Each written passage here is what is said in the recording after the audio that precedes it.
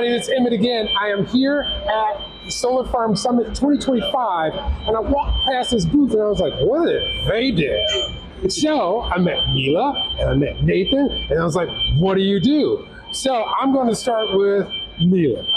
What is it that the Nature Conservancy, what's its function? So the Nature Conservancy is the global environmental protection organization, and we have multiple ways how we protect nature, including renewable energy. So here in this conference, we are actually participating in both solar farm and brownfields conferences, and we promote clean energy, for both brownfields and agricultural lands. And I'll refer to Nathan to add more. So Nathan, add more. Well, I think Mila did a good job. I think one thing about the Nature Conservancy, so we work in over 81 countries. Okay. We've been around since the 1950s, and we're really at the intersection of fighting the biodiversity and climate crises, because we want a living planet for people and nature. And so for a while, our plan was, let's just protect as much land as we could. Okay. And then we realized that wasn't going to do it. And so we think about, what are these other opportunities? And we think with renewables, there's a huge opportunity to not only advance livelihoods, give everyone affordable, clean energy, but do so in a way that is almost could be done in a positive nature towards people and the planet. And so the mine lands that Mila was just talking about is incredibly important, because mine lands are everywhere. Brownfields are everywhere. We got to find things to do with them, right? Yeah. So talk to me like I'm five. Yeah. When you say brownfields, I just think of dirt. Exactly. No, it is. It's dirt. It's, if you've been in a plane and you go over a piece of forest and then there's no forest and it's dug out, an abandoned mine land. Yeah. They're all over. There's over 5 million acres of abandoned mine lands in the United States. That's across the United States. That's across the United States, and that's only in the US. And these are everywhere. These are globally significant areas, and they need more investment. These brownfields, and we call them energy lands, energy communities, have powered the nation for hundreds of years. So where does a brownfield come from?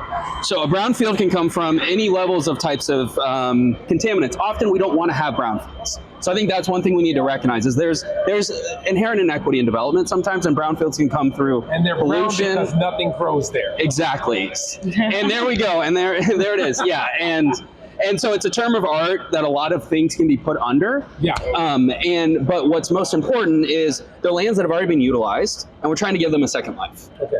Instead of saying going to the best ag lands we have, or going to the big open spaces that we've been working years to protect and building infrastructure there. Because once you start bringing more infrastructure, other things happen. And we also think these brownfields are really, really set up for renewables in a way. Yes, they really are. Exactly, they really are. So we have a Mining the Sun program that we're working on here. Hold on, let's bring this close. Yeah. So they can see what Exactly, we're talking yeah. about. So this will be, if you look around here, you see this is all brown, but this could be forest area here. This is just the brown area. Yes, right? exactly. And that's where a lot of these things happen. And what we want to do is we want to stabilize those lands, because we want to make sure that they don't make things worse. Okay. And so often you actually do put trees there and you do plant things, and that's a way you can recover these. But how can it recover if it doesn't have the nutrients? Because nature is a balance. Yes. Soil is a balance. Yes. And if it doesn't have those things there, and you guys are in the conservancy,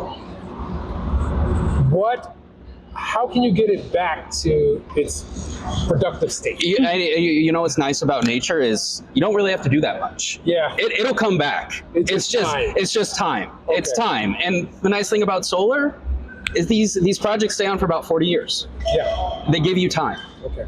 And they bring energy back. And you have to think about, how do you remediate the soil? How do you do it safely? How do you make sure that it's tested right? Because these brownfields, sometimes they can be old munition sites from World War II that just have unexploded ordnances around. They're not that bad of land, but they just have these areas. So you have to be really thoughtful about the different ones, but they're all over the place. And if you think about that thoughtfully, then you can start adding the other things. So like if we want to we go back to this is a project in the Western United States.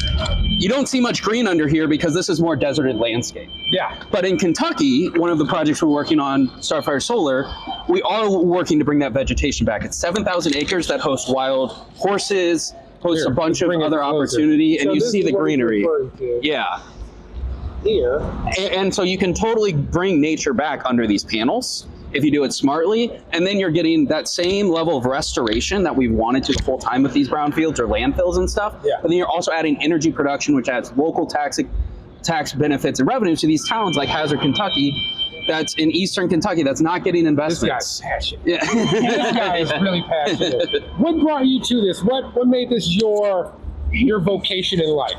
What brought you to the Conservancy? So I've been with TNC just over a decade, doing a variety of work, and I think the mission brought me here because I think it's really interesting. I was a policy guy, came from the Obama administration, did a yeah, and that's why I'm working here now. Cut it. Yeah, I know. But yeah, what really is this the level of impact we can have in the engagement of local communities? You know, because you can work on a variety of things in organizations like a nonprofit organization gives you a lot of freedom to do the work. So I always encourage folks when they're thinking about how do we get into industries like this, like NGOs need more help. Now, it's not always that they can hire out and give those full consistent jobs, but there's always engagement opportunities. And Mila, I think that kind of brings to some of what brought you to TNC too, you know. And so how did you? Yeah. So Mila, how did you come to this? And Mila has some cool gadgets that are hanging around here too. But let's talk about what brought you to the group. I would say like similar to Nathan, passion to protect nature overall. I wanted to do it like all my life, but till some point I didn't have a chance to do that. I was in IT as my first career. Yeah. And then I decided one day, you know, I want to do what I'm passionate about. And the other part of this two conferences is, you know, like this picture represents flowers on the backdrop of Solar and wind. You can do both. Yeah. You can protect nature, you can grow flowers, you can grow vegetables, and create clean energy. And that all can be done at the same time. So that's what I'm really passionate about, how to connect all of those three pieces. Okay, we have beautiful banner here. So in TNC, we're working on connecting those three pieces: climate, conservation, and communities. So we are working toward moving forward cleaner energy sources while making sure that communities are prosperous at those lands and conservation is done well. So I really hope it can happen I have a question. really soon. What are the VRs for? yeah, well you Mila, want why to don't try? you? No. Are you sure? No, I'm too sweaty right now. Yeah. Okay, let me try. So Mila's going to put this on, but the VR headsets, we're here to show what we're protecting. It's really hard to get out into nature, and often Especially after 2020. especially after 2020, and sometimes it's often you don't have even public transit to get there or the access. And so what this does is it brings nature to people. And so on these headsets, there are a couple different experiences. One about our work in the Emerald Edge, which is the northern Canadian Borneo rainforest with native communities. Yeah. And how we're working to help bring those supply chains back. Yeah. And you get to see that. And the other is you get to go to the Amazon and talk about some of the work we're doing with indigenous farmers and seeing those beautiful areas. You know, she reminds me of my daughter right now. If I was just, I'd be like, babe, I need you to clean the kitchen. I need you to clean the kitchen. She has No. She's deep in the rainforest right now. There are some beautiful Here, videos. I'll take a look here. But yeah, you. My head's wait. big. Yeah, we gotta loosen that. This I is- can This is a melon. make it work. Okay, go ahead. Wait, We'll work with your glasses. Yeah. I think you're gonna have to And take now I need Oh. to fix it back. this reminds me of.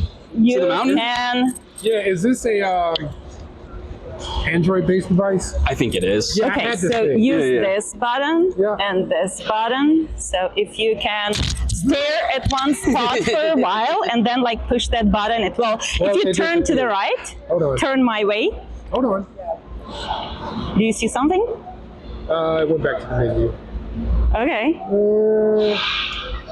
Amazon. There we go. Okay. Now we're moving. And we brought these VR headsets because it both shows our conservation work, and we also have videos of our renewable energy Am I work on facing the here, too. camera? You are facing the Okay. camera. Are you facing the rainforest? Is what I want to know. Now I'm facing the rainforest. Yeah. There's a We lake can- right here. We Yep. probably should And- step back a little. Hi there. Oh, that's a nice lake. Yeah. You know what? Can't see me. Hey, where can I get this video from? Because I have a VR set that I could experience this. Hey, listen, that's one thing we're trying to get a little more resource and funding to, is to make these more accessible to the public, to get these out. So we have these videos, we're trying to make more that's of a them. big tree. Exactly, really big. And if you look down, you can probably see ants on the ground. Ew. No. Oh, wait. Hold on. Okay. How was that? Hey, so where can people find out more information? So just go to our website, nature.org. That's not hard. That's not hard. It's not hard, and you'll find all this stuff. If you want to do something more specific, just give us a good Google search. I say you can always search Nature Conservancy and then search the environmental issue you care about, and you'll find our reports. And if you're in Chicago and if you're seeing this in time, come down to McCormick Place, but I know you're not. So just go to their website and come to my website, which is, actually, don't even come to my website. Go listen to the podcast. Watts Up Solar Podcast, like Watt, W-A-T-T-S, Up Solar Podcast. I'm Emmett Muckles. Thank you for watching.